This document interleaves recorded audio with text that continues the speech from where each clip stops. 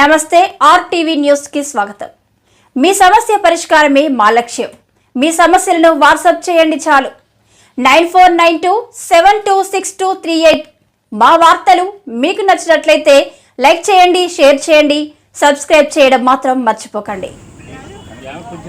Golugonda MPP జడ్జిలకు Manikumari ఆధ్వర్యంలో లింగంపేట మాజీ సర్పంచ్ శ్రీరంరెడ్డి మాణిక్యం YCP పార్టీలోకి చేరారు.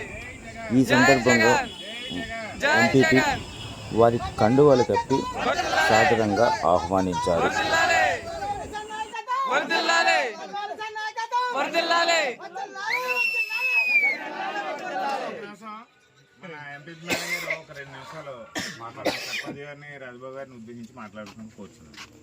అందరికీ నమస్కారం అండి.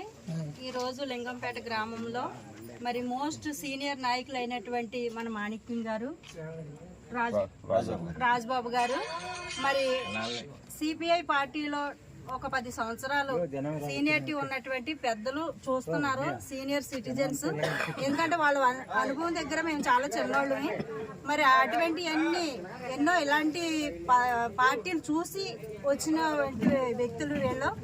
అలాంటిది ఈ రోజు మన వైఎస్ఆర్ పార్టీలో అంటే గతంలో మరి దివంగత రాజశేఖర రెడ్డి గారు మరి ఏ విధంగా అయితే మాట ఇచ్చి మాట ఎలా నిలబెట్టుకున్నారో తన తనయుడు ఈవేళ జగన్మోహన్ రెడ్డి గారు మరి రాష్ట్రానికి చేస్తున్నటువంటి మరి విశిష్టమైన మరి ఒక పథకాలను కానీ మరి ఇంత కరోనా కష్టకాలంలో కూడా ఏదైతే మాట ఇచ్చారో ఆ మాటను కూడా నిలబెట్టుకుని మరి పేద ప్రజలు, బడుగు బలహీన వర్గాల వారికి కూడా అన్ని విధాలుగా మరి కులం మతం ఏమి చూడకుండా కూడా పరిపాలన అందిస్తున్నటువంటి రాష్ట్రం.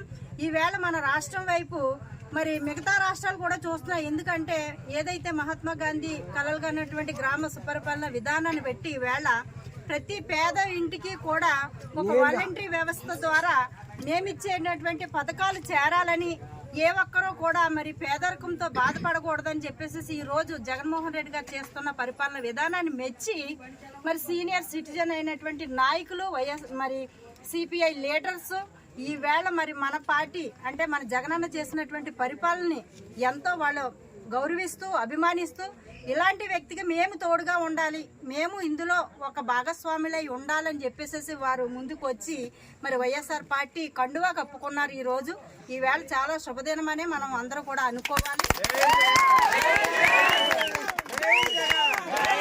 ఇంకా ఎన్నో ఇలాంటి పథకాలు ప్రతి పేదవాడికి చేరేలాగా మనమందరూ కూడా ఇక్కడ వచ్చినటువంటి వైఎస్ఆర్ కాంగ్రెస్ లీడర్స్, మరి పార్టీ నాయకులు, గ్రామ సర్పంచ్ అయినటువంటి సంతోష్ కుమార్ గారికి, అలాగే మన ఎంపీటీసీ అయినటువంటి మరి గొంతున మరి మహాలక్ష్మి గారికి, అందరికీ కూడా నా హృదయపూర్వకమైన ధన్యవాదాలు తెలియజేసుకుంటూ సెలవు తీసుకుంటాను.